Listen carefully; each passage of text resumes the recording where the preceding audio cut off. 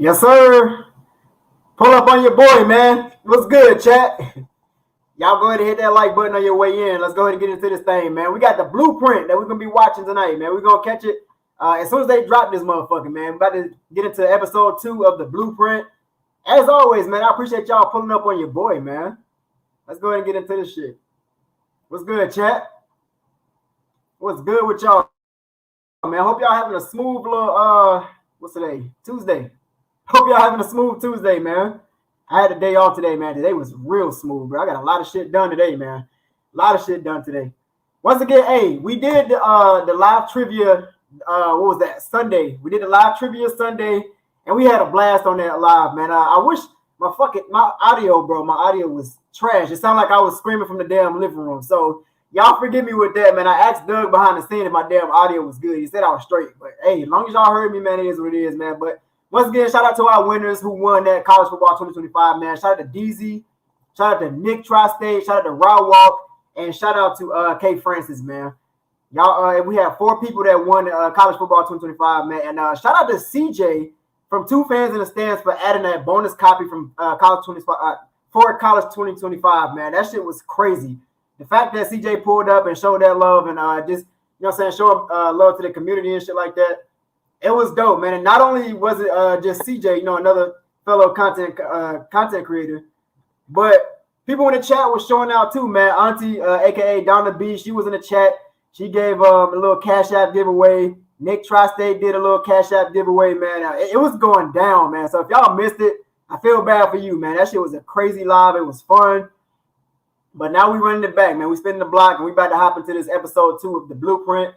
About to catch this thing. It's about to drop in. Shit, we got 10 minutes. We got 10 minutes, man. So we got plenty of time to kind of chop it up before we get into it, man. Yes, sir. Let's catch up with this chat. Day 1, my guy, man. My guy Ben in the chat. Said, Quan, my guy was good, fam. Shit, ain't, man. Another day, man. I'm blessed to see another day. Shit, I made some bomb-ass Alfredo tonight, man. I made some bomb-ass chicken Alfredo. I put my foot in that motherfucker, man. So I'm feeling good. Had a good little dinner. Had a nice little productive day. So yeah, man, I'm feeling good. Feeling good. My guy Doug in the chat, man. He said, I see everybody ready for this part 2 of the Blueprint. Yes, sir. Shit, we waiting, man. We waiting. D Davis, what's going on? Much, man. Just blessed to see another day, my brother. Kevin Hubbard, what's going on? He said, Panther Nation, stand up, baby. Yes, sir. Keep pounding. He said, that shit was live. Yeah, man, that was a fun live, bro. That was a fun little live, man. Faye, what's going on, man? He said, shout out Arn for giving his away, too. Facts. So, the Cash App giveaways, man, it was Junior that won. He gave his away to PPP. And then Unc had one. Ironically, he won with the Bryce question. And then he gave his away to somebody else, too, man. So, there was just mad love on that stream. It was crazy. Mad love. Raw Walk, speaking of one of our winners, man, shout out to Raw Walk, man. Shout out to you, man. He said, what's up, Quan? Shit ain't nothing much, man. Just waiting on this blueprint. Chopping it up with you guys, man. But real quick, we got to bring up my brother, a.k.a. my co-host to the Panthers Experience, man. Give it up for my guy. What's up, Doug, man? Let's bring him to the stage. What's going on, Doug? What's going on, man? Out here thotting and trotting in the streets. Thotting and trotting. Man. Thotting and trotting, man. Over here trying to get ready for man. Oh no, the good thotting and trotting, trying to get ready for this trip, man. But like we said, we appreciate everybody pulling up to the giveaway on Sunday. I don't know what Quan talking about, man. The audio was great, the audience was great, the interaction was great, the giving was great. Yeah, like we say, Quan always talk, we don't do it for clicks, we don't do it for numbers, we don't do it for money. We do it just because we love the sport, and this is our platform to interact with you guys. So there's more to come, trust me. Like, my guy been killing it, you know, going live all throughout the month of June. But trust me, when we get this announcement out in July, we will be doing another giveaway, and I am going to drop it. This is breaking for Quan as well. When we do this premiere in July, we will be giving away four $25 Cash App giveaways when we do this premiere in July. So y'all stay tuned. We will get the details to you guys as soon as possible, man. But it's a good time. I love the enthusiasm, the excitement, everybody being ready for night 2, man. So let's go ahead and get into it.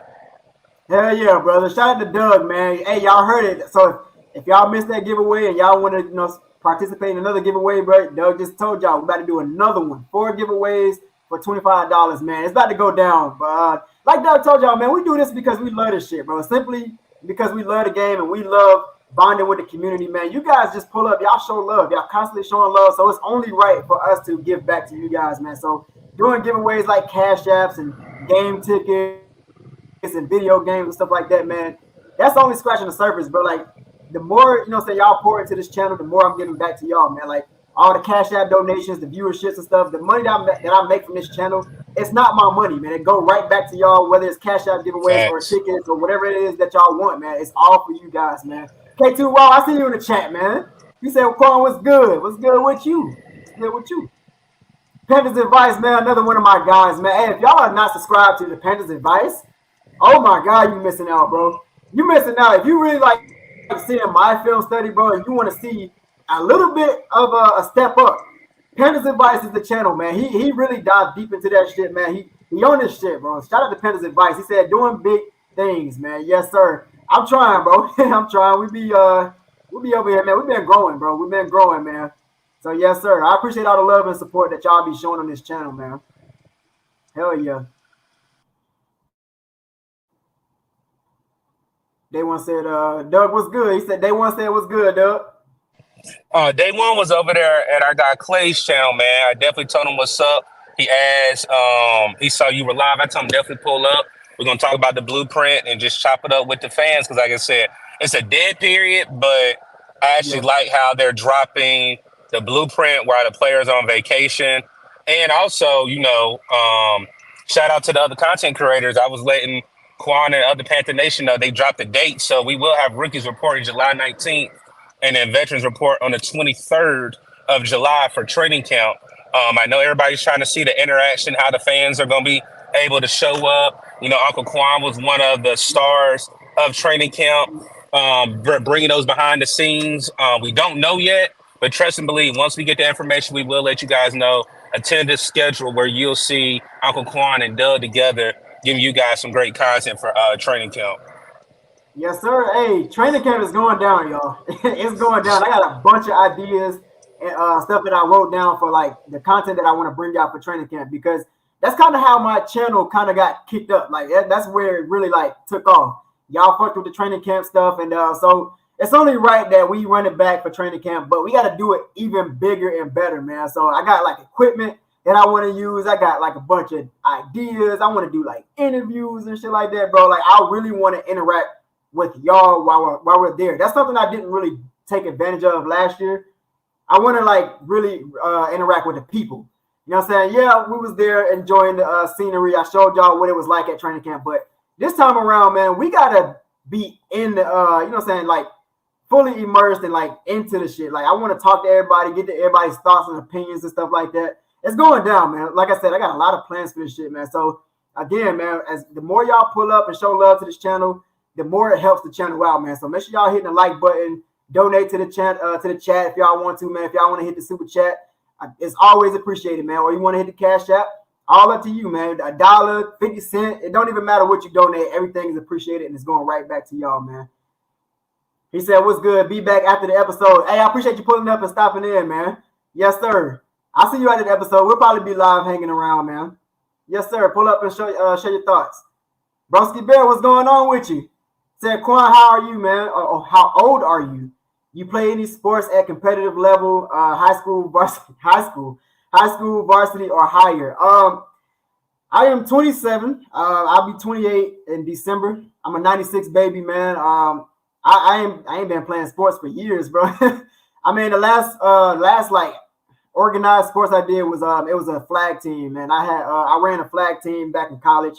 That was 2017 through 19. I was a hell of a corner and receiver, bro. I was nice.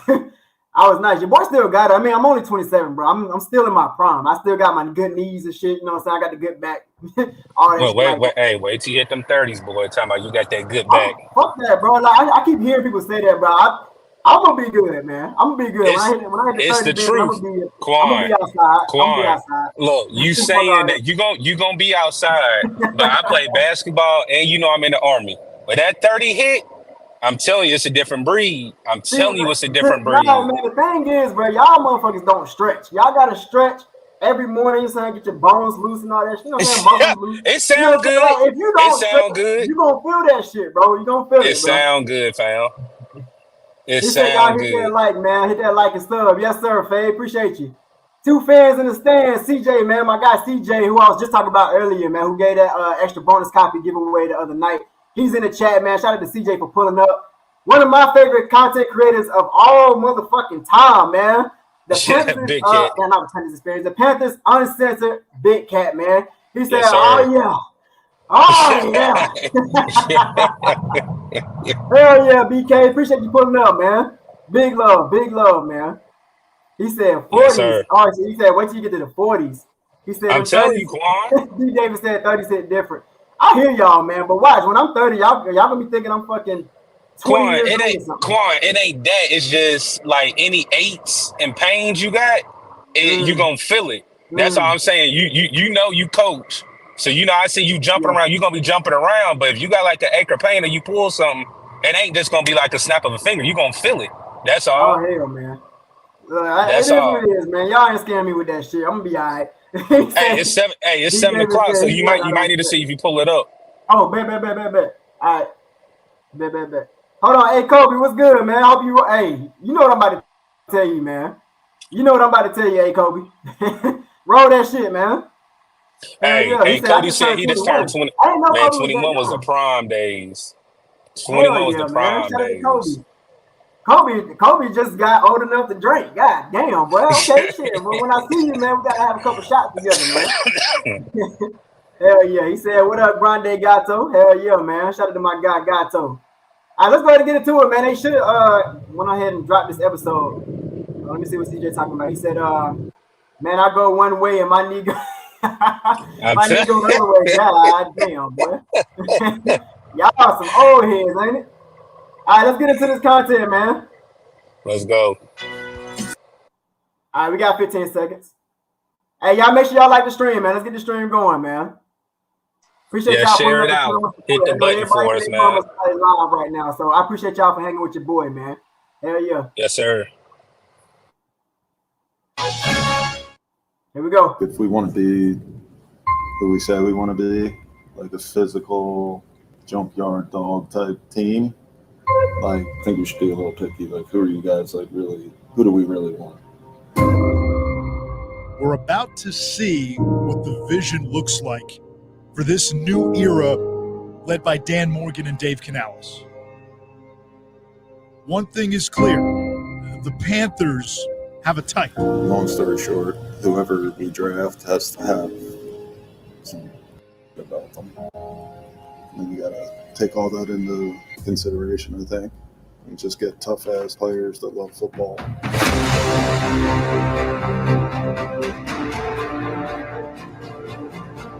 Real quick, man. Shout out to my guy Kobe. I see you in the chat for that 2 bean, man. Big love. I appreciate that 2 bean. Hell yeah. Hold on. Yes, sir, man. Appreciate that 2 bean, Kobe. Big love, man. Like I said, anything y'all donate to the chat, bro, is going right back to y'all, man. So $1.50, it don't even fucking matter, bro. Show love to that chat, man. All right, let's get it.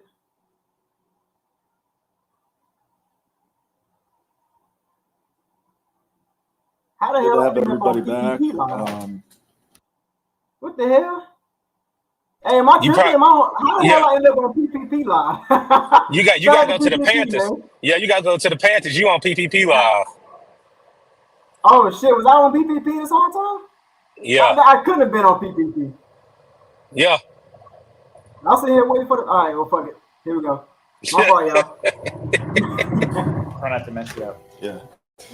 I'm Brant Tillis. I'm the Executive Vice President of Football Operations. You've got a cap wizard in there now, and Brant Tillis, who negotiated Patrick Mahomes' contract out in Kansas City. The guy clearly knows what he's doing. In free agency, I am our lead contract negotiator. I'm on the phone with the agents trying to get deals done, trying to understand what's happening around us. Obviously, he was really smart. He brings a lot of knowledge to the table. He's somebody that I could lean on a lot, during the trade process. Dan being a former player and then working his way up through the ranks of an organization, he's got a great vision. He's got a great perspective. He's a valuable piece to our organization, and I'm lucky to work side by side with him. Working with Dan, working with Coach Canales, making sure that we're executing our plan. It's been awesome. We spend a lot of hours in the draft room. So the meetings are one thing, and they're long. It becomes like a second home. I got hired here, and I spent the next 4 months in here. On top of the meetings, there are the dozens, if not hundreds, of one-off conversations. Hours on the road away from our families, studying these free agents, you're studying these draft prospects. It's an extensive process, and it should be. We have two finite resources. We have draft picks and we have cap dollars. And so we need to figure out a way to spend those as efficiently as possible. And that starts with making sure that we are aligned and have a shared vision. First off, appreciate all your guys' hard work. I know you guys were doing other things, but just doing all those evals, I know it takes a lot of time. So just appreciate you guys doing that. A lot of hard work gets put into it, but it's all worth it though, right? When you field a team and you get the players that you want to get, hopefully it translates to the field to a bunch of wins, and we're all happy. We're looking for toughness. We're looking for guys with competitive edge. We need some competitors. We need some tough ass Steve Smith, playing with a chip. We got to get back to that. The goal in free agency is to challenge our roster. Who can we add to our team to challenge the players that we currently have here? You need to be flexible.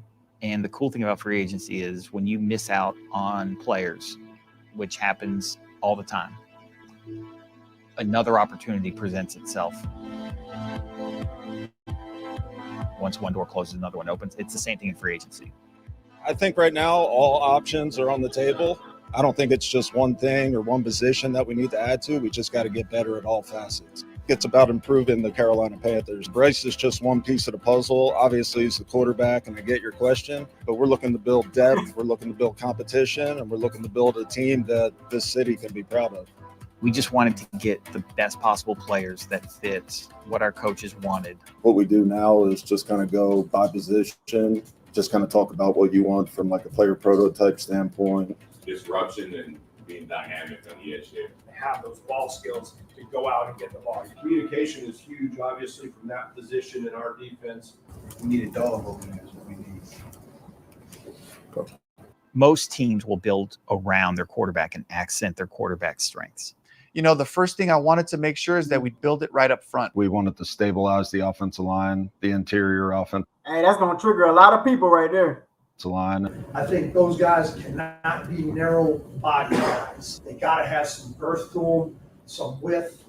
These 305-pound tackles ain't making it anymore. Where do you guys see Hunt? You talked about the top guys in the league, and then the next tier, and then the next year after that. Where does Hunt fit? Robert Hunt was a player that our coaches and scouts had pinpointed early. Robert Hunt was my number one guy. Obviously, he's got power and explosion in the run game. Watch Robert Hunt. He's going to be the guy, the ringleader of the O-line, saying, hey, run behind me.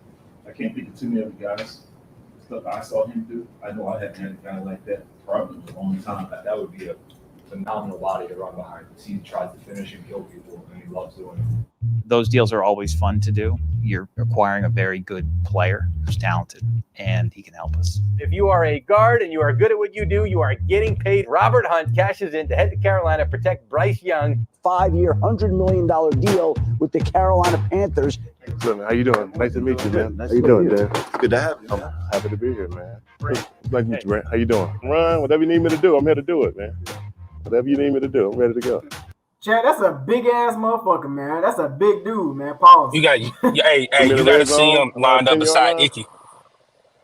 Beside Icky beside Icky and Taylor Moton, he stands over. For real? God damn. Yes. And Icky, yes. Bro, I saw Icky in person. So, damn, if he's bigger than Icky, god damn, that's a fucking giant, man. Fade me up. That's it. That's all we need. Fade me up. Fired up. Yeah, I'm fired up as well. Nice to meet you guys, man. Thank you. Let's do it. I thought Mike McDaniel was swag. You might got him beat. I think you got him beat, man. I think I'm gonna bring definitely energy. I'm gonna bring leadership. and I'm going to bring nastiness. I like my tape. I think I put my tape against anybody, you know? That's the reason they got me here. I think my tape is comparable to the best, and I think I am maybe one of the best. So. XZ, tight end. That's the type of mentality that we need, especially on the offensive line, bro. Like somebody that's confident in their ability to be able to do their fucking job. You know what I mean? So I like that. I like hearing that from Robert Hunt, man. Fullback, running back, whatever you want to do. Just throw me there, and I can do that too. You need me to catch a ball? I catch it too. I can catch that. We all saw that tape too. We did. I do that too. I'm here because I want to be the best, and yeah, I'm gonna play my ass off to be the best. So yeah, that's that. Nice to meet you, Timo. Nice to meet you, brother. A lot of good things about you, dog. Excited to work with you. You see what I'm it saying? It all starts up front. I mean, every coach will say it. Yeah, that's crazy, man. That's crazy. We put that to the checkbook this year. Like, I like how Lewis read and the way he plays, like physical. Yeah. I think these two guys, offensively, we're going to play ball, upgrade this team right now, possess the ball for our defense and get some rest so they can kick ass in the fourth quarter.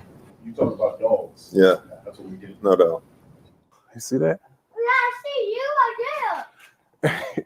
That's you.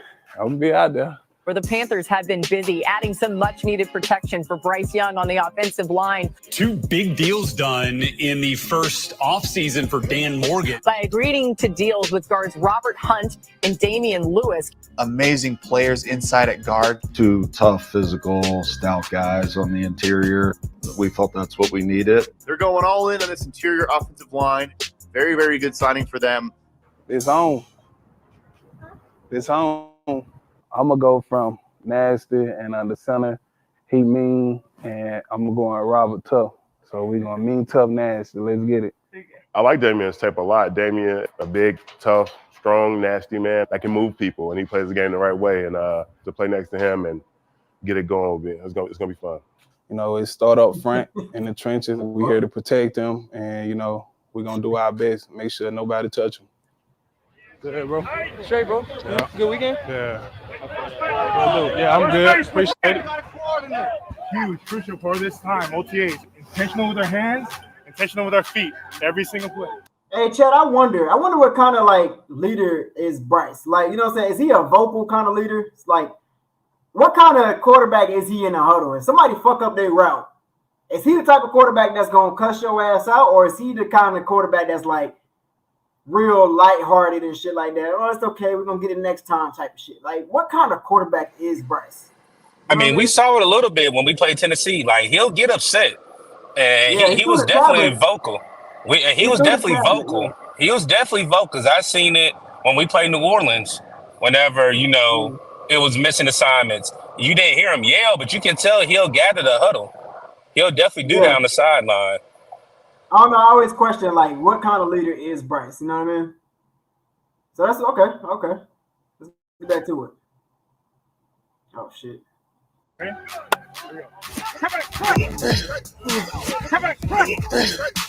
Mean, tough, nasty, offensive lineman. He's here to block your quarterback forever. Damian Lewis. The offensive line signings. It's like 2 starting guards and a backup tackle. Josh Nyman. We had just attacked the offensive line. Is he protected up front? It's going to help the running game a ton, which will help Bryce Young. Claude. Left guard. There's a fan base down in the Carolina Panthers. You're going, thank God.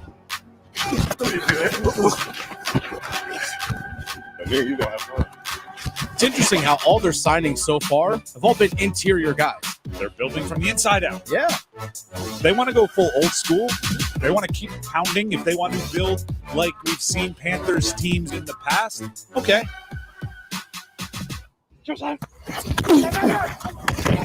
Good, bro.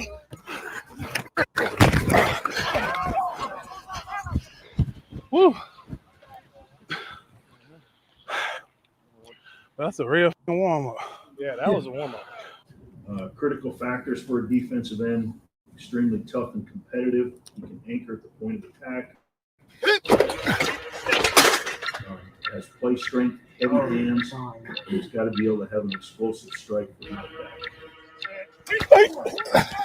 It's pretty obvious right now that we need another starting defensive end. Rashawn Robinson. Definite upgrade starting in. I think he's hands above everybody else. It's going to be hard with him and Shai and Derek for a team to run the football against us. This will be a conviction guy for me. You have Derek on one side, you have him on the other side. Like, where are you going to run? You know? I agree with Josh. You know, I think there was him, and then there was a line of the guys I looked at. You were straining. He's straining. I'm not straining. Far from it. No. No, Hey, I'm trying to tell you, man. Facts. I got you here. You straining. I just threw you. Leverage, baby. How do I describe myself? Mean, nasty, aggressive, angry. We ain't friends on that line. I'm gonna do everything I can to mess you up. I'm here to hurt people's hearts, hurt people's feelings. I like fighting, like I like that. In the D-line, you're hitting every place, so it's like a fight. Hey, you want your defensive lineman to, you know what I'm saying, be feisty like that, man. So I fuck with that. He said, I like to fight. Hey, Quan, I was just saying, don't that sound like Travion Wallace, the rookie, when he said that he want to break people's legs. Right. So that's crazy. That's Facts. crazy, I'm trying to man. hurt you. I don't care about you. Facts, man. I like that mentality. Fight every play. As a a competitor, you want those things on you. You know why? Your brothers have your back. Your brothers are willing to work for you. They're willing to die for you. They're willing to do anything out there for you. Iron sharpen iron. Let's get better. We're here to just kind of cuss up. My whole mindset it up. Fuck shit up. Yeah, I like that. Okay, hey, Sean. Okay. Okay. He's gonna piss some people off. You know what, Doug? Josie Jules has got to be the most underrated signing this offseason, bro. I can't believe I ain't really been talking about him, man. No, we talked about him. You must forgot when we broke it down. We told everybody can talk about before we got Jadeveon Clowney, the offensive line signings. We said Josie Jewell was the vocal point when everybody was upset that we let Frankie Louvu walk. If you look at, and we compared it, if you look at the stats where Josie Jewell was able to play underneath Ijao Evero's defense along Frankie Louvu, Josie Jewell missed 3 games and his stats were almost identical to Frankie Louvu's. So it don't bother me like it's even with 3 missed games. One thing that I also allude to is I think he will, even though Shaq may have the mic or have the blue sticker, I think Josie Jewell will be the true middle linebacker because that's never really been Shaq Thompson's strong suit. He needs to play weak outside linebacker and then have Josie Jewell be that Luke Kuechly. Yeah, that Luke Kuechly, poor Luke Kuechly. And I love it. I love the signing. Love it. I can't wait to see what he's going to bring to this defense, man. Let's go ahead and get back into it. Do you know why they call him the outlaw? Do you guys know why they call him the outlaw? Nobody knows. Nobody knows. Another big deal to add to the Carolina Panthers. They have agreed to terms with former Broncos linebacker Josie Jewell.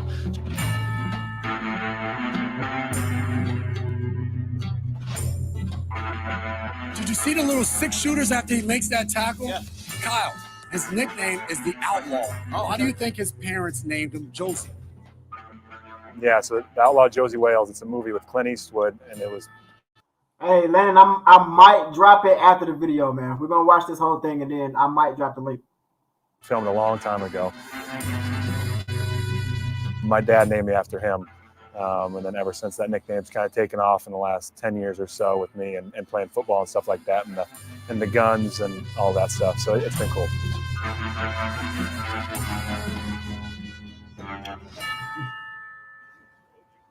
Now that camera really on me today, huh? Looking at me every single. That's terrible. Come on, buddy. You're a superstar. Okay, there we go. That's where we stop it. Josie Shack, next play, big Nick time. What has it been like kind of working with him? Josie? Man, Josie's my guy. Are you doing better now? I love Josie, man. Josie's a character. Josie do seem like a cool-ass person, though. He came in here. If you kind of watch us, it kind of feels like we kind of been playing with each other for a while. Good short, Shaq. Good short. That was clinic. That's just the trust that we have, and especially I know he knows the defense, so I have nothing to worry about. He might be teaching me some stuff. Hey, look the push. Look the push. We pushing. Box. I got box over here. You got Patty? I'm outside leverage. Leo. Flex up, Leo. He keeps me accountable. I keep him accountable. We keep the defense accountable, so it's good to have. Hey, LB's on 3. 1, 2, 3. LB. Change the voice. Yeah, that's what I was saying. If y'all out there talk shit, bro, don't make practice boring, bro. If you don't talk shit in this group, bro, it's fine. Damn.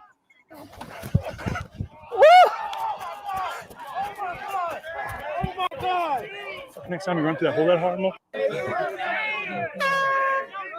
Right, take care of your bodies today, guys. Come back tomorrow. Don't pick and choose when to work. When we're out here, it's work. That's just what it is, okay? I love it, though. Love the intensity. Let's take care of each other. And be smart about it. DB. We'll show them do the same tomorrow. Yep. Hey, family on 3. 1, 2, 3. Family.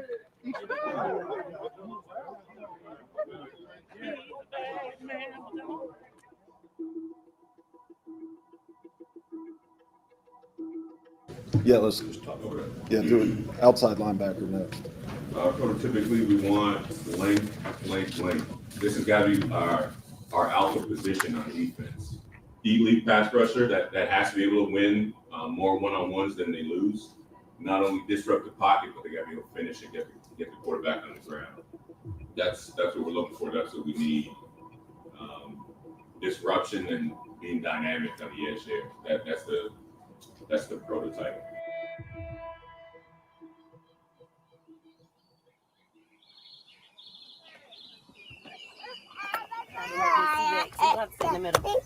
I'll get her.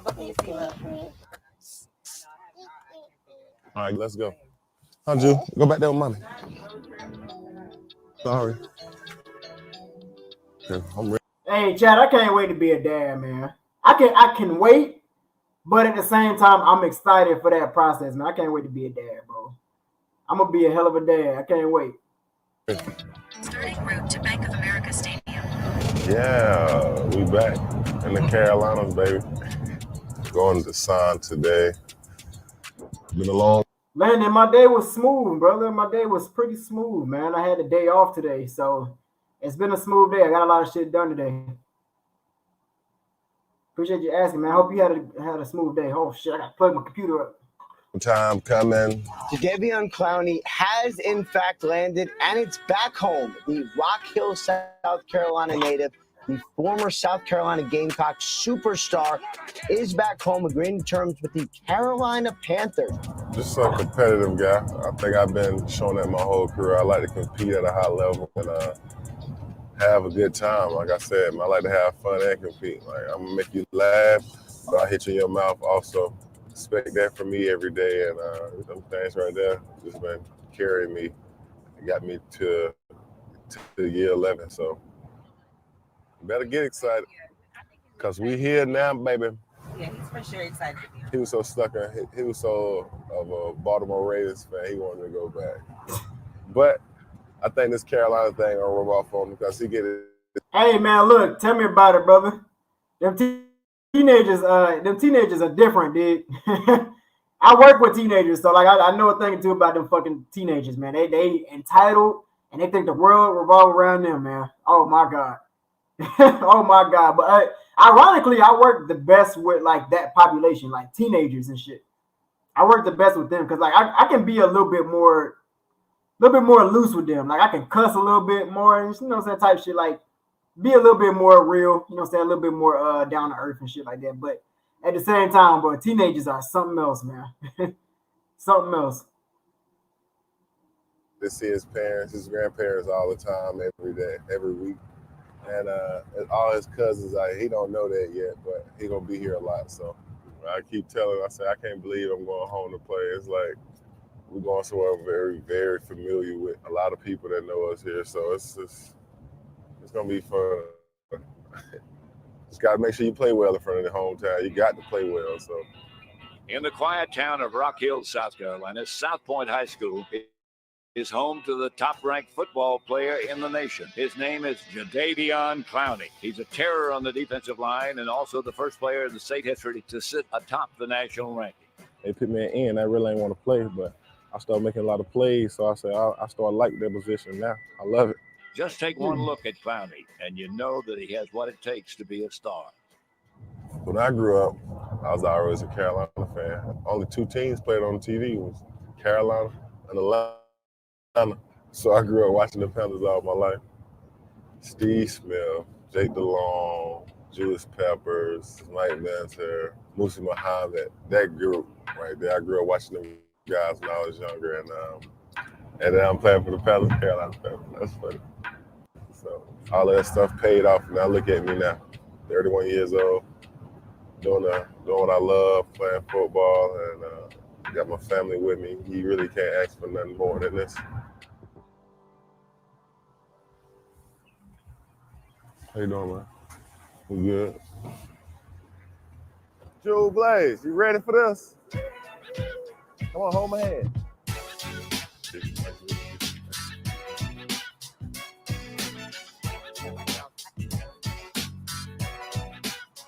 This is my friendly baby right here. Oh, you want to give me a hug? Oh, she friendly. She friendly. You be trying to go hug everybody. You're coming to work with your dad every day.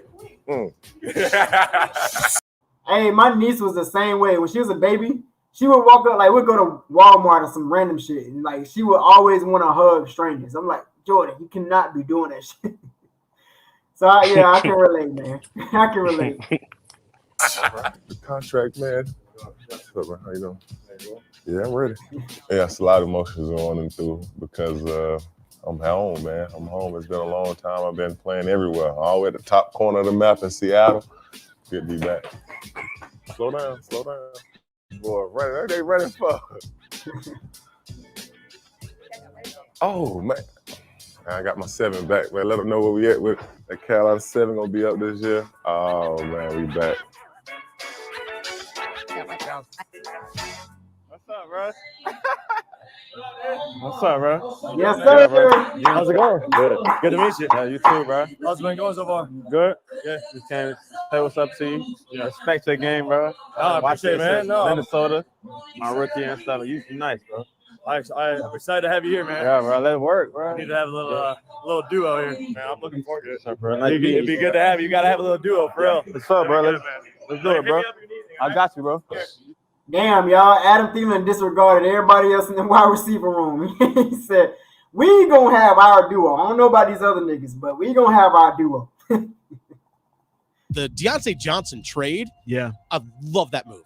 This is huge for Bryce Young. They need a receiver to go with a young quarterback that could potentially help his growth. He's a perfectionist. If my throw's a little behind, if the route's a little off, whatever it is, as a quarterback, it's super encouraging to see someone who cares and is dedicated. You can tell he's put a tremendous amount of work in throughout his life to be where he's at now. I got a lot to prove. Like, that's just me. I feel like that every year. He knows how to get open. He's a bona fide. Hey, chat, y'all think Deontay Johnson gonna be cussing Bryce out? Y'all think they're gonna have a good relationship, or is it gonna be like? Why does that matter, Quan? Why does that matter? Didn't Travis Kelce cuss Patrick Mahomes out and Andy Reid? Exactly, Andy Reid. I mean, we got to cut that out. We got to cut all that. Wide receivers can't talk. Look, we got to cut that out where football players or position players can't cuss another player out.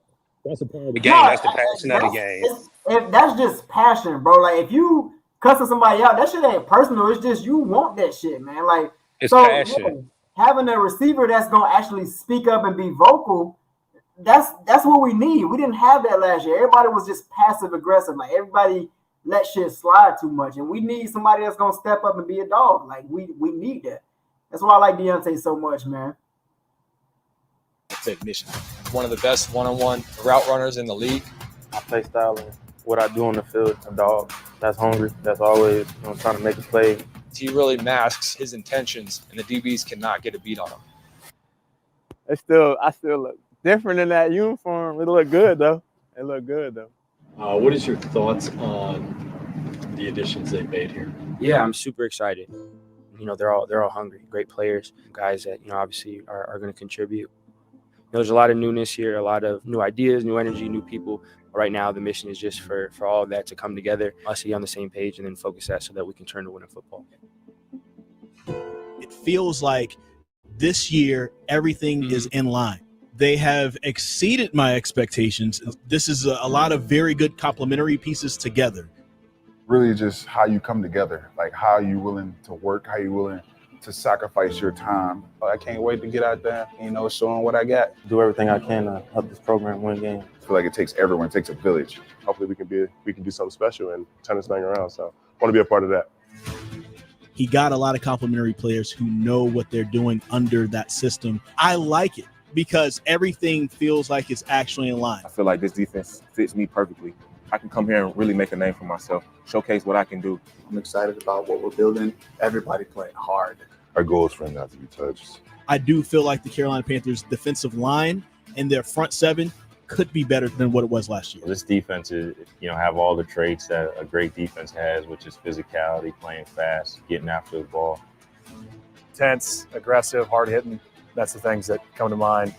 A'Shawn Robinson, Josie Jewell, Jordan Fuller. He's spoken highly of Dane Jackson, said he was one of the guys he was looking at, wanted to get with him. Last year is what it is. There's learning, there's growing, and we talked about it, but we're focused on the future. So it's all about learning the offense, learning the people around us, getting these reps on the field, getting the chemistry down. Really, right now, all we're doing is focusing on this year. Dan Morgan just made some real GM moves, and everything feels like they're in alignment, and so now we just feel better. But where he's really going to make his money is what he does in 2 weeks. Big week this week. Yeah. Oh, yeah. Super excited. A lot of meetings, a lot of time in the draft room, but it's a ton of fun. Love doing it. In a different seat, more pressure per se, but I don't feel pressure. Like I love what I do. So the work's in, so it's really nothing to feel pressure about. The wait is finally over. It is draft day. Xavier Legette, that's who they think is the dream, falls to them. Dan Morgan's going to have to be a wheeling and dealing businessman that, they make movies about. Actually didn't have any nerves. Like I just felt good. Like I felt ready. I felt excited. So my cousin just texted me. He said, "Good luck tonight. Hopefully you don't make any big mistakes like in that Kevin Costner movie." Look, the draft is exciting. You get a chance to see the future of our league come in. He's like, would you trade up for the guy that I like? I said, yeah. Same guy you like. Chad, I'm not gonna hold y'all, but I think Nicole Tepper is a real she wanted it, okay, so let me give y'all perspective. So David Tepper, obviously a multi-billionaire, you know what I mean? She's the wife of a multi-billionaire. Typically with that shit, you know what I'm saying? When you have a billionaire, these niggas can have whatever they want. With Nicole Tepper, and I peeped this shit. I peeped this shit in person and with everything Nicole Tepper involved. She a little flirtatious, man, and with billionaires and shit, she probably not really satisfied with David Tepper. So she got all these football players, all these muscular, men around her. She's definitely getting flipped around, chat. She's definitely getting flipped around. I think she be sneaky on some shit, especially with Bryce. She real touchy. She real touchy, and she real flirtatious, man. So I think Nicole Tepper done got flipped around a couple times in that locker room, bro. That's just my opinion, bro. That's my opinion. Such a cool kid. This is Christmas. This is an unbelievable atmosphere. At the edge of my seat right now. Anytime that you put a lot of time in and you prepare and you're thorough, it can bring a sense of calm to you. Okay, the 2024 NFL Draft is now underway. I'm not used to not having a first-round pick, but it also was a great opportunity to let the draft come to us.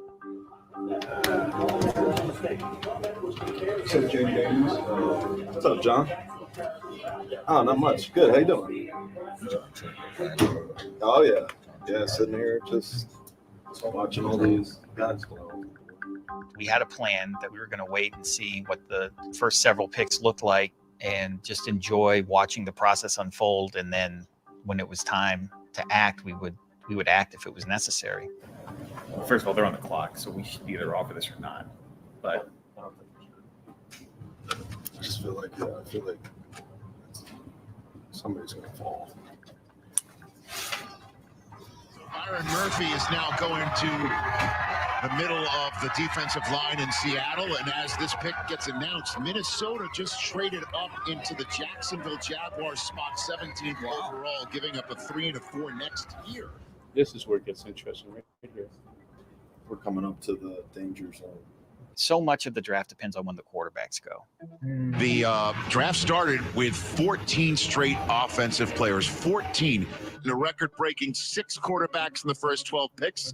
Once 6 quarterbacks went in the first, whatever it was, 12 picks, we thought, okay, well, now there's a chance that we may have an opportunity to trade up here. They're trading back.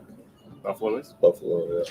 All right, so if they get worthy here, then we got to trade up to get Leggett. We just waited, and then we knew that there was going to be a striking point for a trade. Same for him.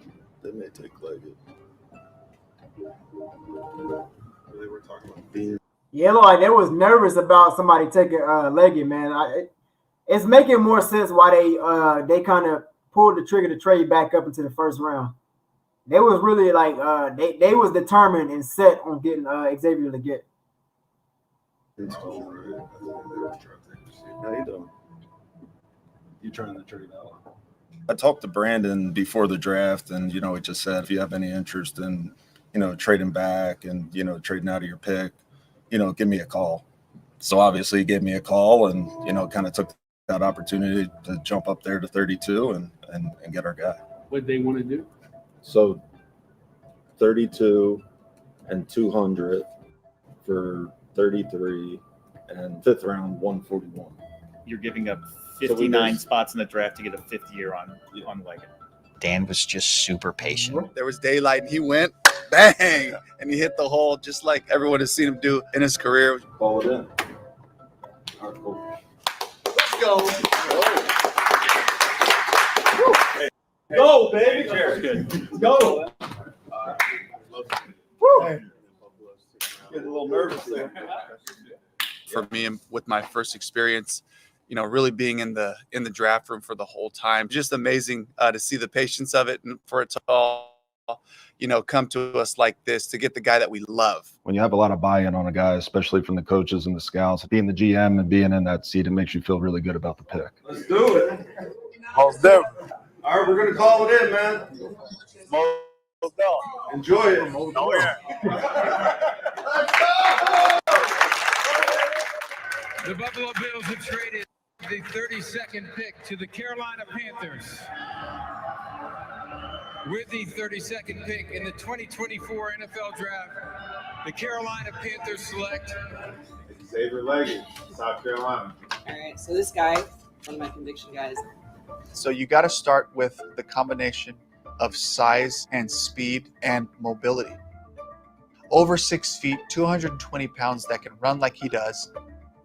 There's only a few guys that come along like that, and it only happens every couple of years. It's really special to watch, and you know it immediately. Yes, sir. What's going on, Pop? I ain't gonna lie, boy. I feel different with that helmet on, boy. Helmet tight than a mother, boy. Push him to him. We blocking the corner and let. I feel like in real life, bro, like I would get along with Xavier Leggett, man. Shout out to Xavier Leggett. It's quarters or late rotation. Yeah. I got the big bump.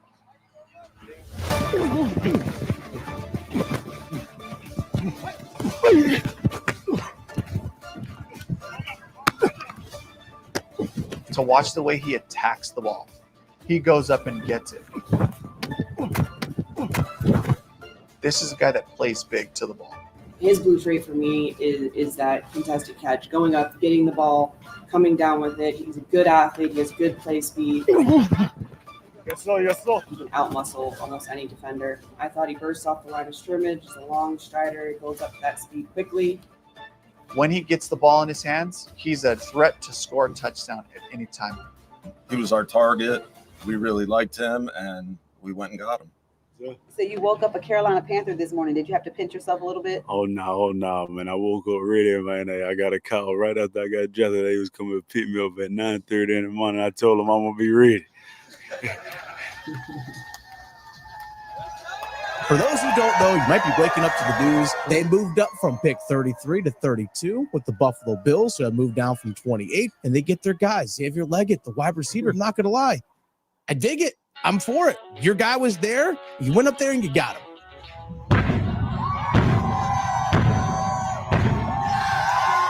My mindset is relentless. I feel like I play with a relentless effort when I'm out there on the field.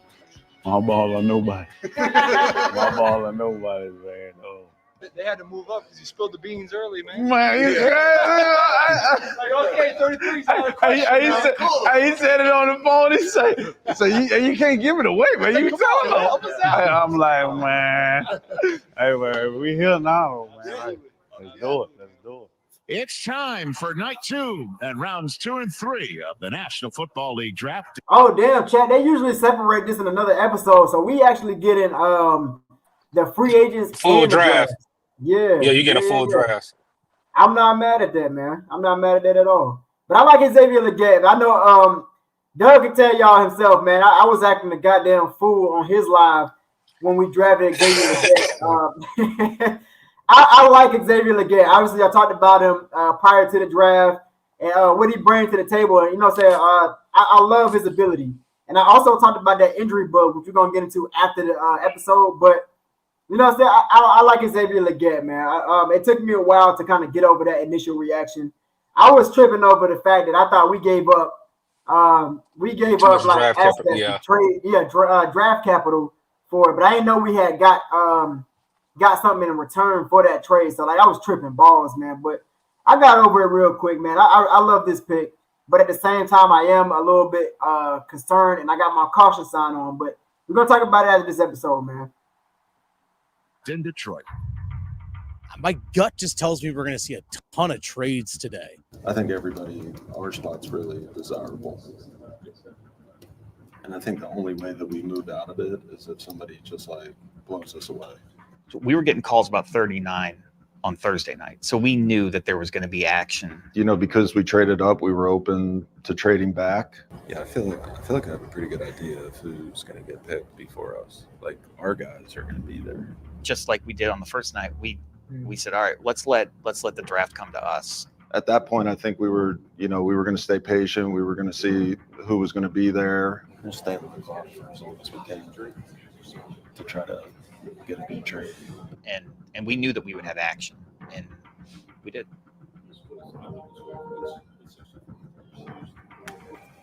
Hello? Hey, Tom, what's up, man? Hey, what's up, pal? Are you guys going to pick at 39? What do you got?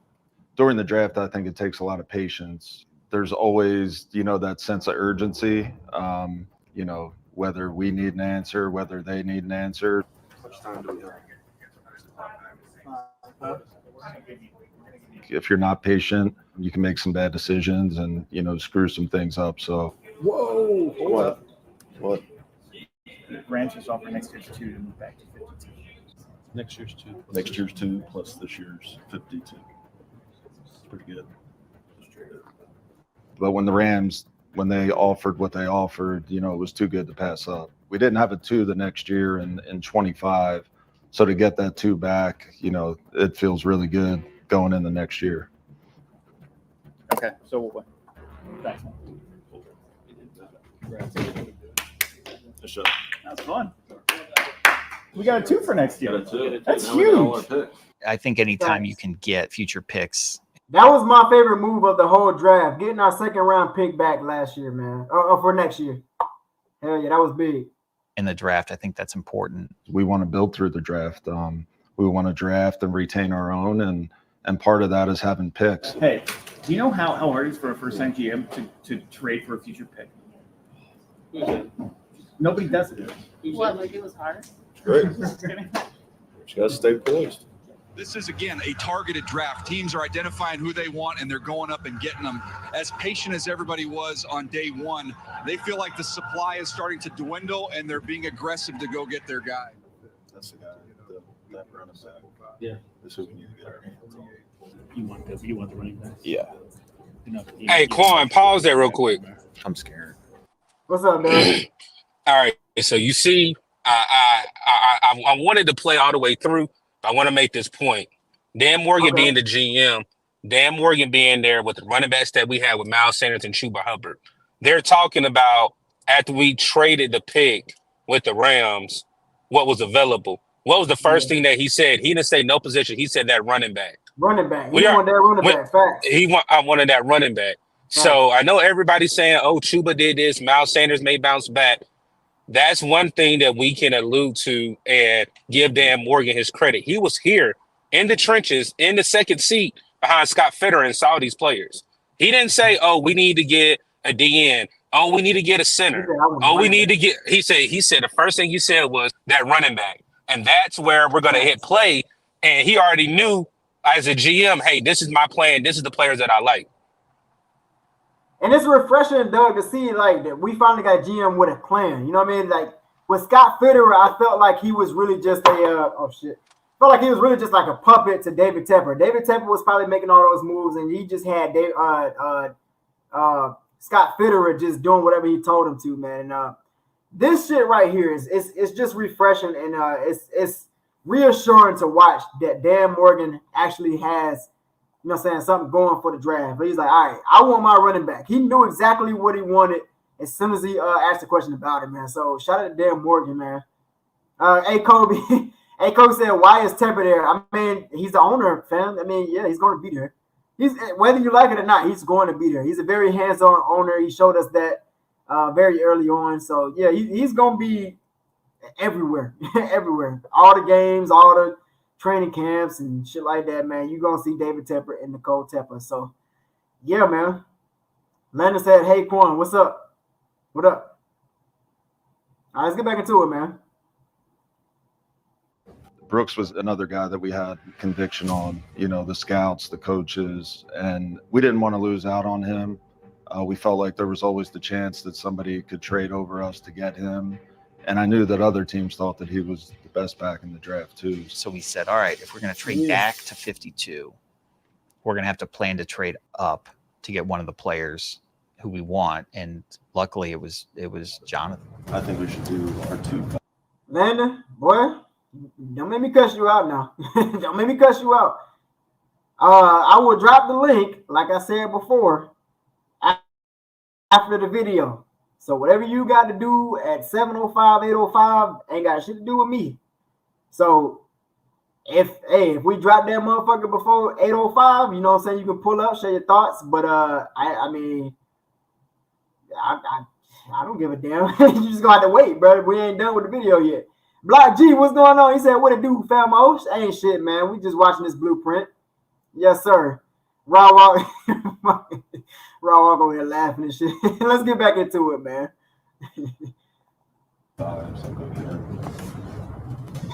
The Giants had Brooks in for a 30 visit. Yep. I think we should do 142 and 155. Okay, great. We'll call it in here. Yep.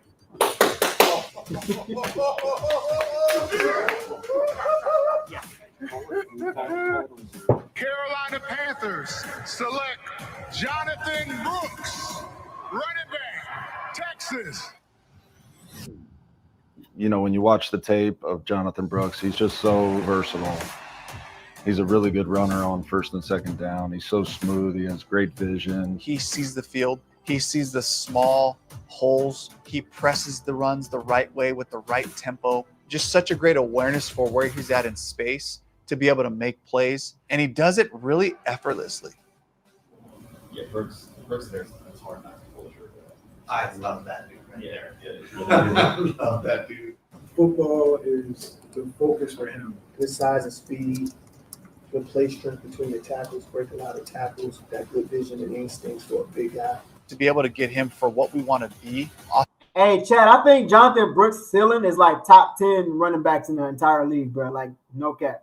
I think he could fuck around and be like top 10. Like, later in his career, of course, but I think he will be top 10, bro. Like, he'll be one of those running backs in the league that you really got to account for and game plan against. What about year one though, Quan? My Year bad. one, I doubt it because like I feel like we're gonna slowly work him in. You know what I'm saying? Obviously coming off of the ACL injury and shit like that. So Mm-hmm. I think it's gonna really be the show of Schuba Hubbard. They're gonna use a little bit of Miles Sanders and maybe Rashad Penny if he makes it. I think they're gonna like bring him in later. You know what I mean? Maybe whether that's week 4, week 5, or later down the road. I don't think he's gonna be like that guy right away. But like year 2, year 3, and shit like that, he's going to be that guy. He definitely. He's exactly what we're looking for. Doing that trade. Dave and Nicole Tepper, obviously, you know, they're in the draft room, you know, they're sitting right next to me, and, you know, to feel their trust in me, they definitely give me support, and I felt like they were proud of me too as well, you know, almost like a son in a way, but Dave definitely pushes us all to be great and to raise our standards. This guy. Yeah. And if you're right, this guy, is he the guy up there that falls down? Maybe. It's good to get that pick back. Yeah. You're gonna get your guy. Yeah. The Teppers, they just want to win, and they have full faith in us to accomplish that goal. So, you know, they give us all that we need to execute a plan, and they are just driven to win. Who you like on this board now? I think at that point, there's a bunch of players on the board I think that you still like. I felt like it was an opportunity to trade back in that moment. So you stay patient. We still have other guys on the board. We have action. Who? Jets. They want to give us 134. We give them 200. If I can get 2 picks. Jets would do 157 to move to 72. So you're getting a better third. Hey, we'll do it. All we do is trade. That's what we do. You know, a lot of DBs went off the board, if I can recall. We like some of those guys. So I think when, you know, they started coming off the board, you quickly have to, you know, change your strategy and adapt and adjust. And, you know, that's a big part of my job. I think one of them's going to be there. I do too. Wallace better not get picked here. Dan played linebacker, and Dan saw a lot of positive qualities in Trevin that made the pick pretty easy for us. The size, the length, the speed, the range that he plays with, I think was all really appealing to us. Trevin, what's up, man? It's Dan Morgan with the Carolina Panthers. How you doing? Defense is a big deal for Carolina. Trying to beat things up. Shaq Thompson's been there a long time. Trevor Wallace gets to move in behind him and learn how to play. All pro linebacker. You got my favorite linebacker. Is that right? Yeah. He was a heck of a player. So when you can kind of get that co-signed by an all-pro linebacker, one of the better linebackers, you know, in the history of the NFL, it definitely makes you feel even better about the pick. Let's do it all again tomorrow. Oh, we will. We always would say day 1, day 2, coaches, general managers, those are yours. This is the Scouts Day. This represents 150 to 200 plus nights on the road, going out trying to find guys in these rounds that can help your football team. All right. Yes, I get the scouts in there. You definitely lean on your scouts throughout the whole process. But, you know, day 3, players are flying off the board, your board's thinning out. So you have to depend on your work. And a lot of that work's done by the scouts to where they know the small details about the guy. And our scouts did a great job of identifying some guys that we eventually drafted. The Carolina Panthers on the clock with the 101st overall selection, just a matter of minutes. You told them? Yeah. Really, really smart. Great mindset. I had an A. Awesome. How are these defensive ends? Which one's going to help us most on game day? This guy would be interested. It's a DPR. Short. He's undersized, but he's tough. You can bet on. It looked like they were scrambling around trying to find like the scraps of the picks. Am I tripping, chat? Like it looked like they was like scrambling around. He's like, I mean, you know, this guy, he can do this. You know, he undersized, but you know, he can do this.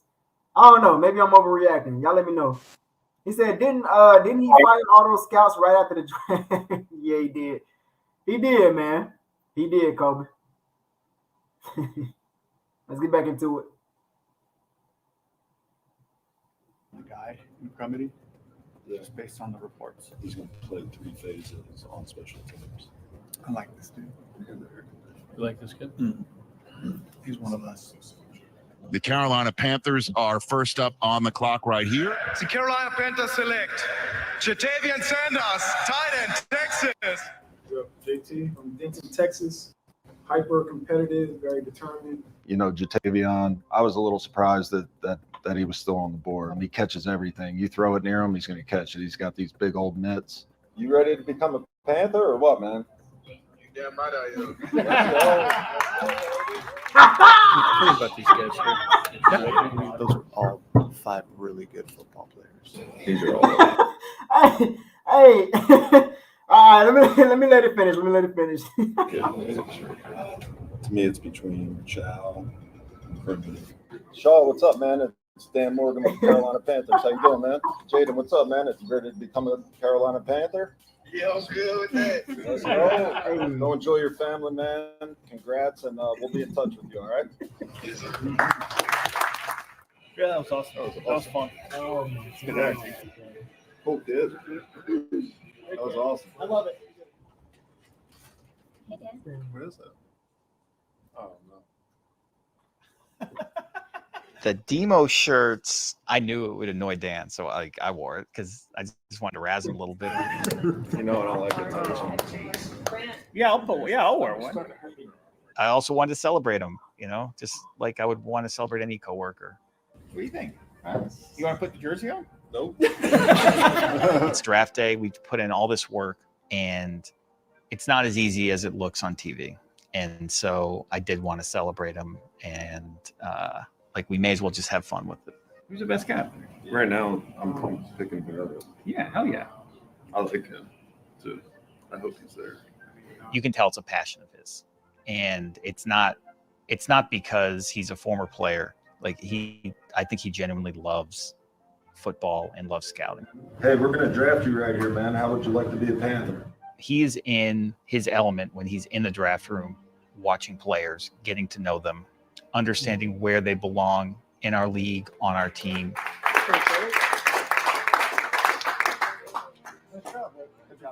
Shout out to Dan Morgan, man. Dan Morgan literally was one of my favorite linebackers as I was growing up watching the Panthers, bro. Like, it's crazy to see that he's actually the GM of our team in 2024. Like, shout out to Dan Morgan, man. He definitely deserved that. It was tiring, and I loved every minute of it. And to be able to go through that process with Dan, to do it together, it was incredible. I'm very excited about 2024. We have some returning players who are talented, who are hungry. My main focus is, we got to win. We got to get more than 2 games. Like that's eating at me right now. And we got to make the playoffs.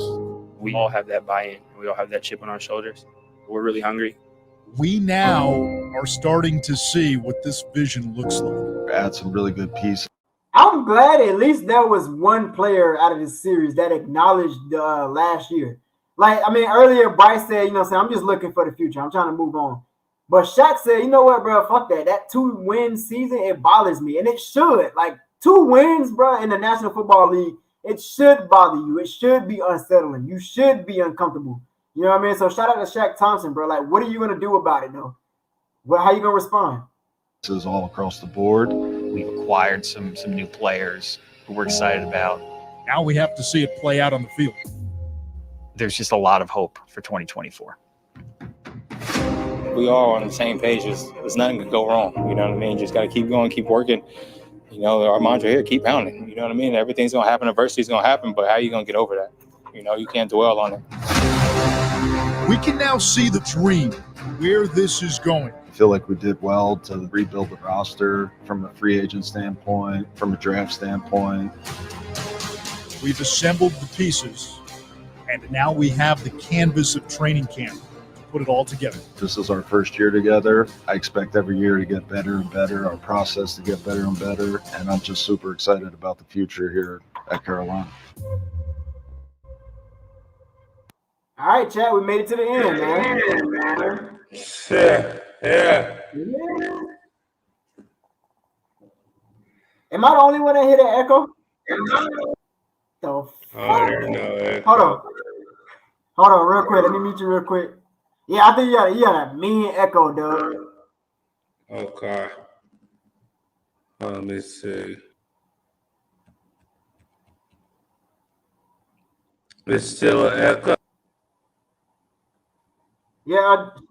You might have, fuck.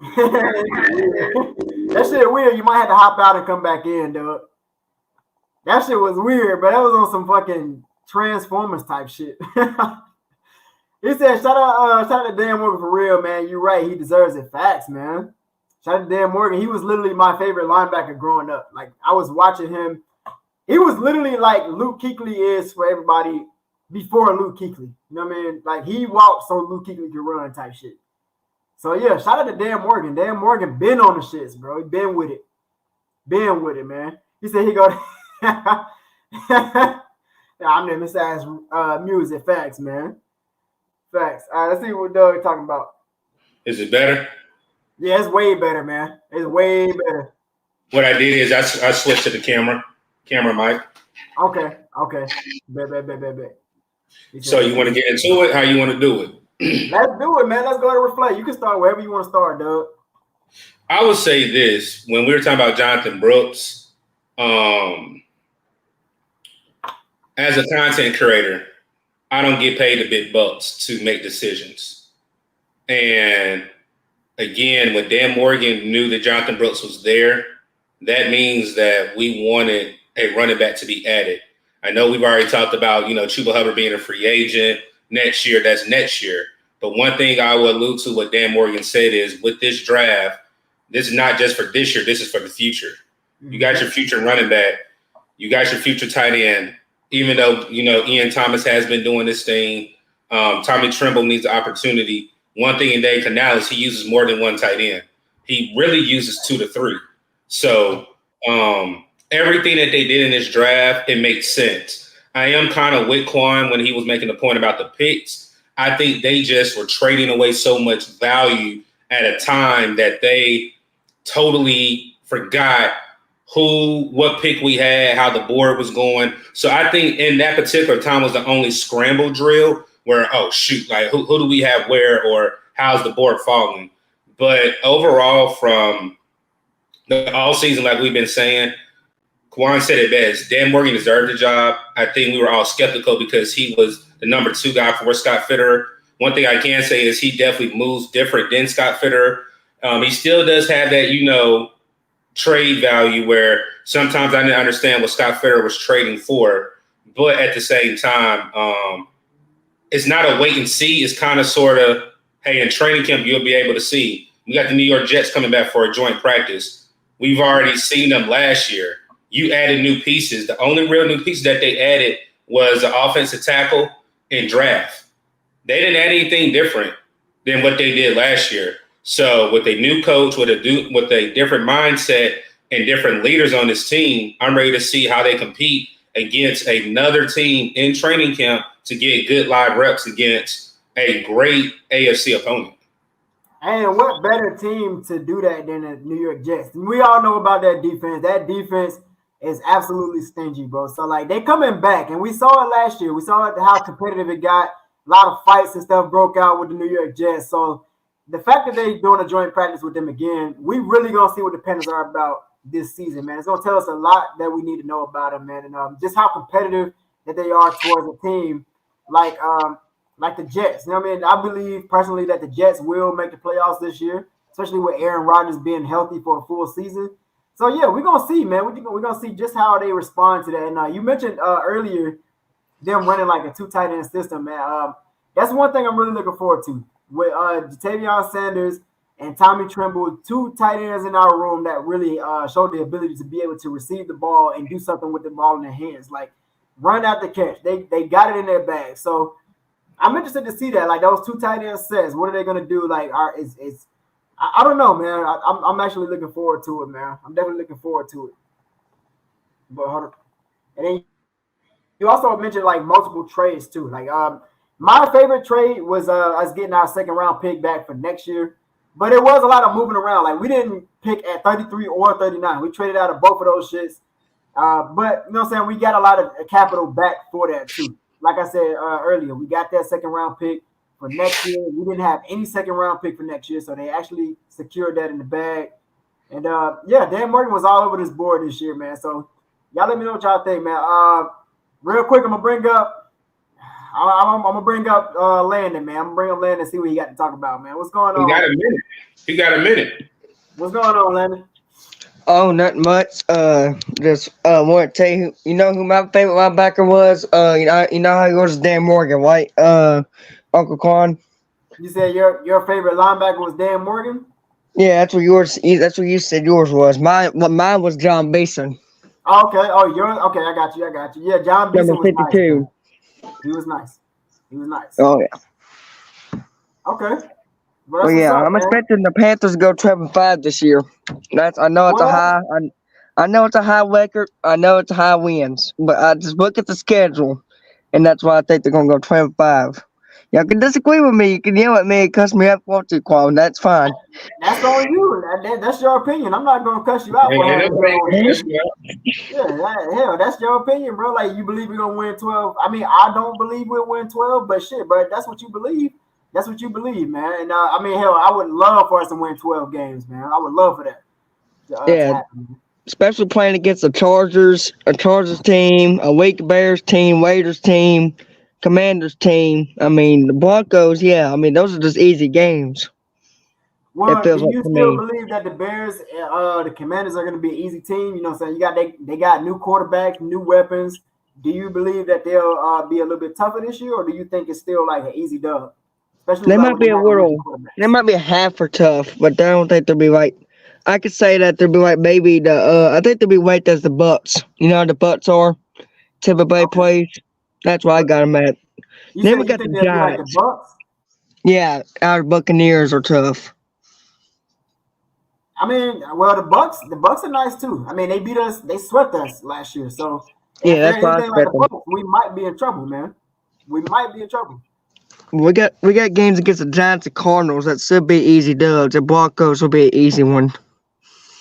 Yes, going back to the Cardinals though, like with Kyler Murray, I mean, we kind of been going back and forth with Kyler Murray. We won one against him, and then 2022, we lost against him at the bank. So I don't know. With them getting Marvin Harrison Jr. and then, you know what I'm saying, a healthy Kyler Murray. Oh, yeah, I forgot about him. I forgot about him. So I don't know, man. Yeah.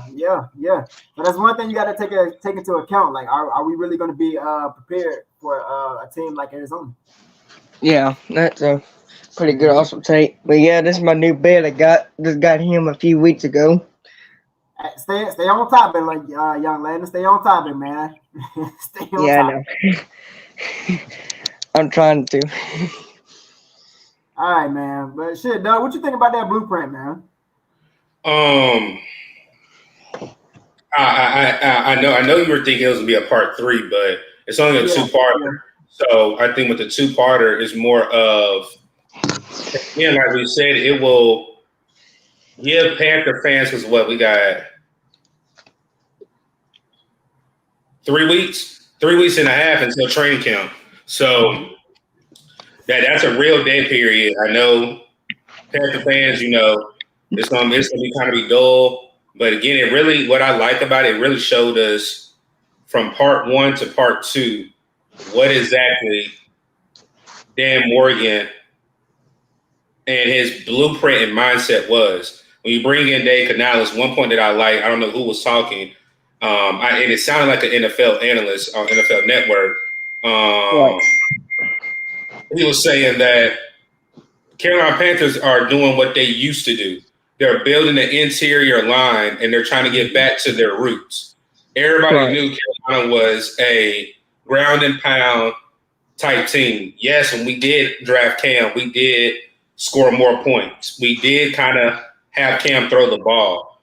but we were a gritty, physical, run it down your throat type team with a stingy defense every single year. And for Dan Morgan being a part of that original first Super Bowl team to make it there and represent the Carolinas, and now try to implement, even though football has kind of changed where you have these phenomenals, you had the Patrick Mahomes, you had the Joe Burrows, there still is a way to win with old school football. And I definitely like how he attacked the free agency in his first year. Yeah, hey, facts, Doug. This guy kind of going back to the historic Carolina Panthers. Like we've always had. Well, I'm not gonna say always, but for the majority of our years, we've had good defenses. We had good linebackers and shit like that. And then we Well, also Corn, I had gotta stop you there for a second. Hold on, Len. Hold on, I ain't done. But we also had a good ground and pound game too. Like back in 2008, we had D'Angelo Williams and Jay Stu. They both rushed for over 1,000 yards. And then you fast forward to modern times, 2022.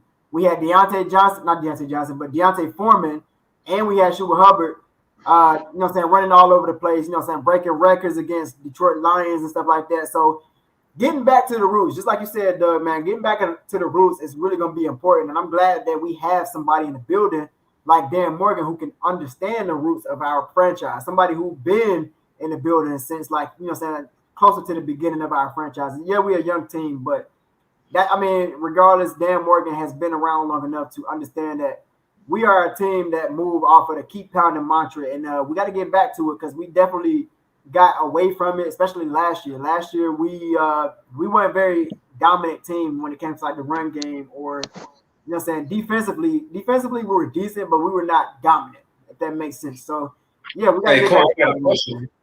I got a question. Wasn't Dan Morgan with the Panthers when we had Deshaun Foster and Stephen Davis? Wasn't he there? I believe so. He was. That was like early 2000s. So yeah, I'm saying you didn't bring that duo up, and that's not nothing bad. That was one of my favorite duos. That right there, before you had double trouble with Williams and Stewart, that was my favorite duo. And one thing Dave Canales, even when we're talking about the running back position, if you hear what he said Jonathan Brooks can be a first and second down back. He didn't say a 3-down back. So that's where it gets me to the point of listening to context clues, because when you have a 2 running back system, you don't just say, oh, I have a running back that's going to be a 3-down backer. He alluded in first and second and possibly third and fourth is going to be another running back. If you look at it vice versa, let's just go to the recent where you said you had Foreman and Chuba. It was Chuba would come in on third down and first down if we got the first down. When you had Williams and Stewart, it was just based off of where the ball was placed and personnel. And that's one thing I do like when, even though you can say Dave Canales talks too much, he's definitely letting it be known that, hey, we're going to be physical with the ball. We have 3 different type of running backs, and it depends on what the play style is going to be. That's what we're going to run, and that's what we're going to do. Thanks, man. So real quick, man, Leonard, tell me what you think. What do you think the Panthers are going to do this year to kind of mimic that historic run with the Carolina Panthers? Like, we had the good defense, we had the good running backs throughout our history. So what do you think that we're going to do this year? What do you think Dan Morgan has up his sleeve for the Carolina Panthers? What do you think his plans is for us? I think we're gonna have some. I think he has some good plans for us. I think we're gonna be great, but also not. I mean, good but average, but not average but good. But if you think about it, offense is gonna get better. Defense will be good until I hate to say it, Uncle Quan, but I'm just saying through past years, back in the days too, our secondary was bad, and they're still bad. Like we can't tackle. You have us winning 12 games, so that's got to be a little bit more than above average. Got to be, especially if you're winning 12 games on a season. So what do you think is the blueprint for us winning 12 games, man? Like, what do you think is going to have to happen for us to win 12 games?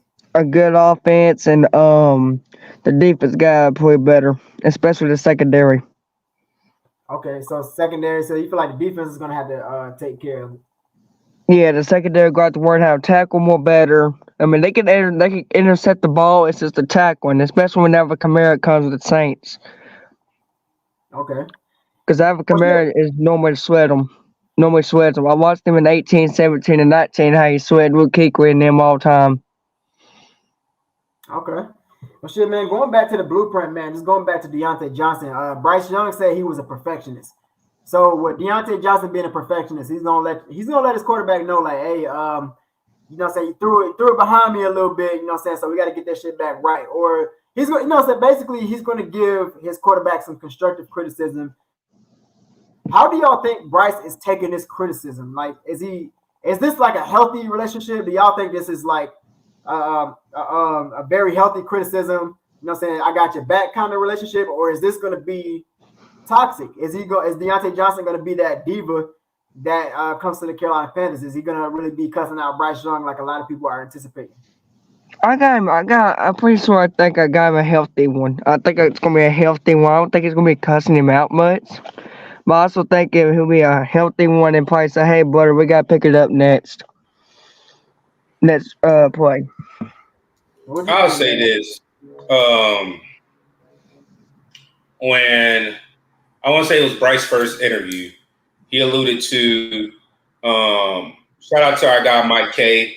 That's a beat writer out there. I think Mike K had surgery. He was like, hey, what happened? The first question that they asked him about last year, he shut it down. He said, last year is old news. I know everybody wants to talk about it. I closed that book. I went to another, I cleared my mind. I know everybody was asking, oh, why haven't we seen Bryce? Why haven't we seen Bryce do workouts? Why hasn't Bryce posted everything? Sometimes the best thing to do is clear your mind. One thing that I love what Aaron Rodgers did when he was with the Packers, he went black. I know we're talking about a different sport. LeBron James does the same thing, goes black. Yeah, you might see him, but there's no social media. They're not posting. They're not doing anything. It's straight grind. And one thing that you can say is Bryce is in the gym. And we don't know in the game. We see it in practice. We don't really know, in a full game, if it was week 1 right now, how different Bryce will perform. But look, you can definitely say he took this offseason seriously. And so for me, it don't bother me about the criticism where we were talking about Deontay Johnson. You want a wide receiver that's going to hold your quarterback accountable. Just look at it regardless of you tried to speculate with Cam and Steve Smith. Steve Smith was always like that, even with Jake Delhomme. I remember one time as a kid, I'm an adult now, but whenever Jake Delhomme and Steve Smith were wide receiver and quarterback respectively, you saw Steve Smith and Jake Delhomme going back and forth on the sideline. You want that because, again, that's a passion for the game. I play basketball. We're arguing on the sideline. Hey, you need to take this. You need to, you need to set that pick. You need to go to the hole. That is passion and love for the game. Just because they're arguing does not mean that there's hostility, there's problems, because you want that. I made the point with the Super Bowl winning champs when Travis Kelce literally almost picked up Andy Reid and was like, bro, give me the ball. Just like with Lamar Jackson and his head coach, whenever they played the Chiefs, they got into it. It is okay. Dak Prescott and CeeDee Lamb. I can keep going on for examples of I can add to that. Sorry for interrupting you. Anyway, I can add to that. You know how Uncle Quan, you know how Cam Newton and Greg Olsen have a connection? I think that's how Bryce and Johnson gonna have. All right, let's get Landon the fuck out of here. Go ahead, Doug. Go ahead and continue with the fucking.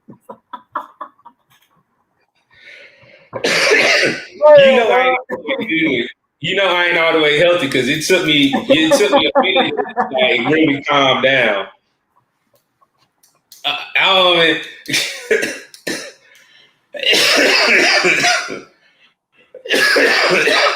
Man, I don't give a fuck about Cam Newton, man.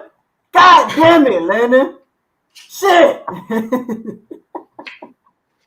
Bruh, man.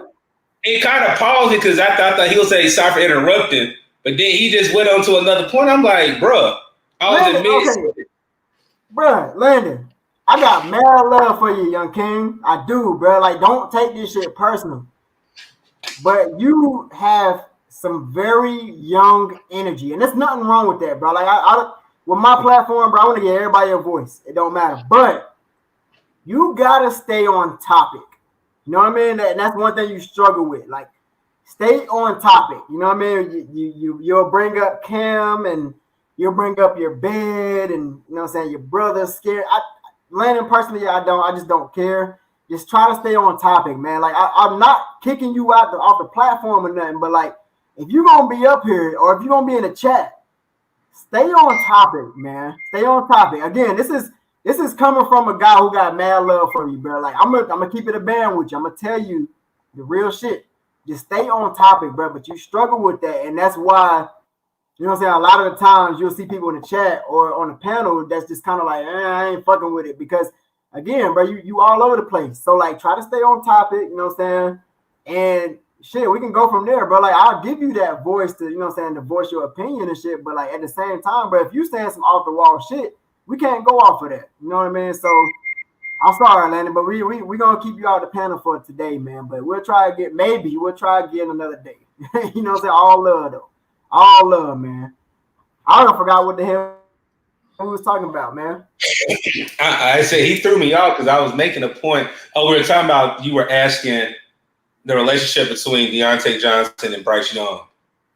And the criticism of Bryce going into year 2. Again, I mean, Quan's done a video on Bryce Young. I've done a video on Bryce Young. We both said it. He knows the pressure that was on him. And matter of fact, let me go ahead and make this comment. A lot of people in my comments were like, oh, you know, I can't believe you're blaming Bryce. The video Quan and I did, it was reverse psychology. I'm going to go ahead and tell y'all. Yeah. Quan laughed whenever he was like, Doug, I really can't believe you're doing it this way. It was reverse psychology. Yes, in the beginning, I bashed Bryce. Because nobody heard me come out my own mouth of not saying anything bad about Bryce. It was needed. But at the same time, I'm not dumb or naive to understand that Bryce was the center point of everything. Like we had somebody today say, even though he don't play defense, they blame Bryce Young for defense not being great. Anything that happened with this team was Bryce Young's fault. And everything that Dan Morgan wanted to do in year 1 was to help his young quarterback. That's the reason why I say I'm not worried about him. You can see Bryce walking differently, has a bigger smile on his face. They even said that he's taking even more of a leadership role than he did last year. So I'm not worried about it at all. Man. Hey, Landon in the chat, man.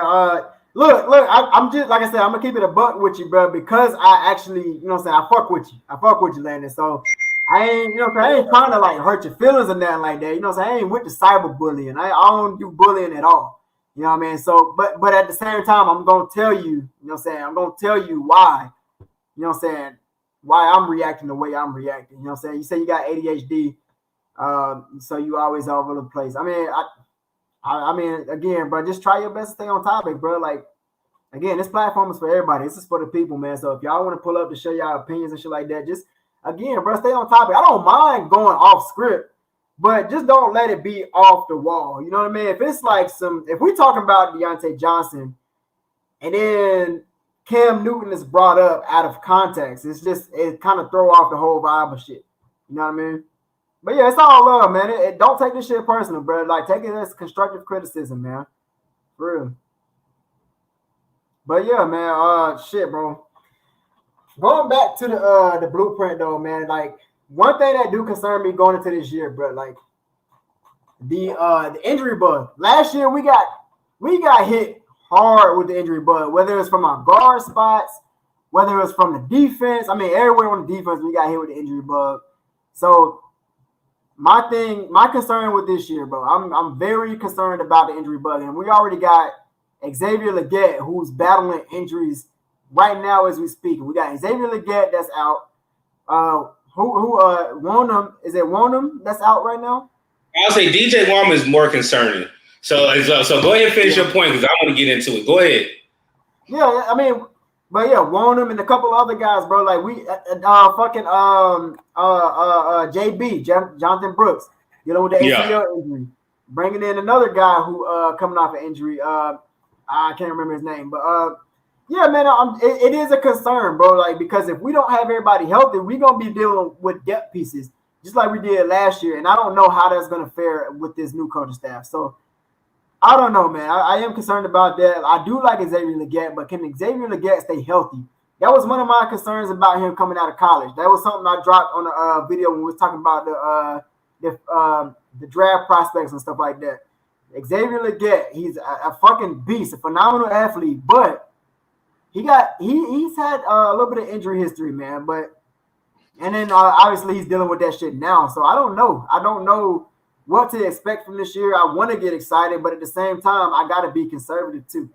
I got to be reserved because last year I was all in. I had us winning 9-10 games, and we only won 2 games. So the mindset is just a little bit different, especially with this injury bug. I don't know how that shit is going to look. So I would say this. You need to read that comment, or you gonna go ahead? Oh yeah, you good. Kevin said we have to count out with pressure. Pressure burst pipes keep pounding. Okay, so yeah, we gotta bring the pressure. Burst pipes. I understand. Yeah, I would say this: the only injury that concerns me right now is DJ Wonnum. He had a setback with the surgery that he had from whatever injury he had when he was at Minnesota. Xavier Legette, one thing that I will say, and people can say I'm wrong, with Frank Wright, Steve Wilkes, Matt Rule especially, when players are hurt, they made them still practice. And I can prove it. It was always a point of TMJ. TMJ was hurt. They made TMJ play multiple times or practice multiple times when he had hamstring injuries. Oh, well, he's not practicing today. He's going down the totem block. Dave Canales already said if it was a game this week that he would be playing. He would be playing. And that's the reason why I love Dave Canales and them. They're taking this strategic and they're being precautionist. Because we know how that training camp can get. No, they're not in Spartanburg, but Charlotte can get very hot. And when you have hamstring injuries, and you're not hydrating correctly, that's a problem. Excuse me, but it doesn't. It don't surprise me with hamstrings. Everybody, if I'm not mistaken, Cam pulled a hamstring during training camp before. Hamstrings are not that outright. Now, if he pulled his MCL or sprained his MCL, yes, I'll be concerned because those are injuries that can linger. Hamstrings can linger as well, but if you take care of it, what they're doing right now, it's going to be straight.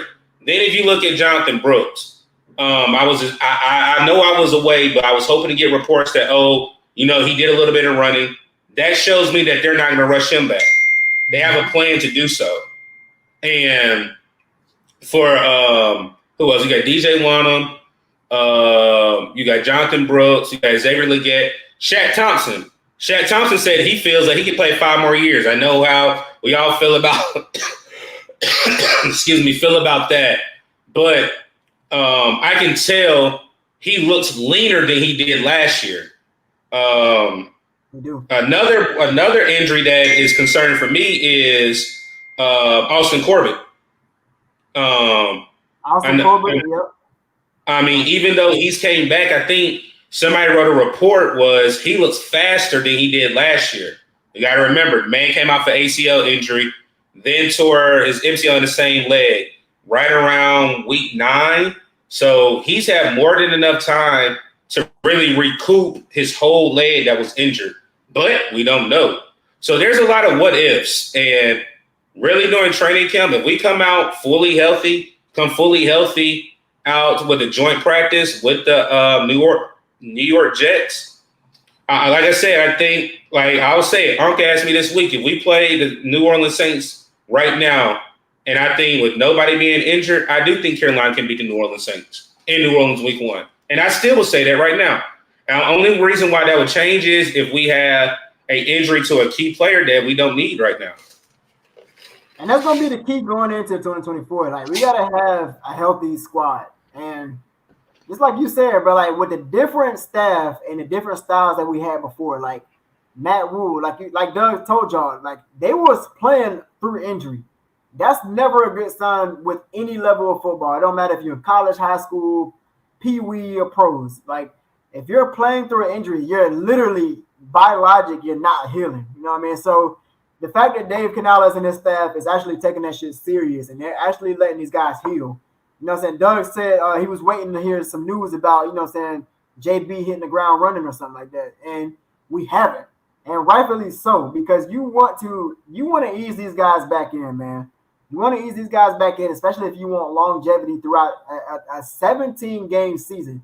It's a long season, y'all. So trying to rush them back into the lineup is only going to hurt your players all around, man. So having guys like JB being slowly rotated into the lineup, I mean, it's a reason that they went and got Rashad Penny. It's a reason that they're trying to emphasize the run game and actually rotate a lot of guys in because they don't want just one guy to be the guy. You know what I mean? So, yeah, I think that's going to be important with this new staff, man. Just understanding and recognizing that our players have health that they need to be attended to, and then, you know what I'm saying, just being careful with, you know what I'm saying, working these guys back in. So, yeah, I agree, Doug, man. We're going to have a whole new look this year as far as, like, training staff go and as far as, like, injuries and shit like that. It's going to be taken more serious. So, I mean, I hope that that's a good result. I hope, you know, going into the season, going into training camp, that we know we're going to be healthy. Realistically speaking, we may not be fully healthy coming to week one. You know, every year is never, you know what I'm saying, it's always something. But hopefully we do have our pieces ready to go. And right now, this is the time to, you know what I'm saying, have your guys kind of heal. You know what I'm saying, kind of get back right, get back into conditioning and get back to training properly and shit like that. So, yeah, man, in fact, you had a good point, Doug. I agree with you with that, man. I definitely do. But real quick, man, we're going to go ahead and get up out of here, man. I got to piss, bro. I got to piss like a motherfucker. So we about to get up out of here, man. I'm about to actually go watch some other content creators, man. So with that being said, man, make sure you guys hit that like button on your way out, man. Stay true to yourself. Keep being you and follow those dreams and turn those dreams into goals. I'm about to go do some more drinking. And like I said, I got to piss. I got to piss real bad. Boy, I'm over here like, shit, boy, I got to go. But hey, Doug, man, I appreciate you as always, man, for chilling with your boy. And everybody who was in the chat, just hanging with your boy and watching the blueprint with your boy, man. That's big love. I appreciate y'all hanging with me, man. And Landon, man, again, bro, it's mad love for you, bro. Mad love for you over here on the channel. It's just, you know what I'm saying, you're a little young, man. You're a little young, and there's nothing wrong with that. You know what I'm saying? Obviously, shit, I was, hell, what did you say? You about to be 16. Hell, I was 16 out here, you know what I'm saying, checking out the contents and shit, making my own shit too, bro. Like, so I understand, man. Like, again, bro, you have a voice over here. Just make sure, you know what I'm saying, you just stay on topic. Because, you know what I'm saying, over here, bro, I'm trying to do something. You know what I'm saying, trying to have, like, some dope-ass conversations and stuff, shit like that, man. So I want to make sure everybody just on the same page type shit. So, you know what I'm saying, if you want to pull up to the channel, just, you know what I'm saying, keep that in mind. I know you say you got ADHD. Yeah, man. So, I mean, a lot of people got that shit, bro. But you know what I'm saying? They got medication and shit like that to manage it. You know what I'm saying? I ain't gonna get into all that. But yeah, man, regardless, bro, like, you know, it's all love, Landon. But, you know, stay on topic, bro. Stay on topic. That's it. And shout out to the chat, man. But shit, bro, we about to head up out of here. I'll see y'all in somebody else's chat. Doug, you got anything for the people before we get up out of here, man? Nope. Like I say, I'm just ready for Saturday, man. Yes, sir. All right, I got to piss, man. I'll fuck with y'all later, chat. Peace out. Peace.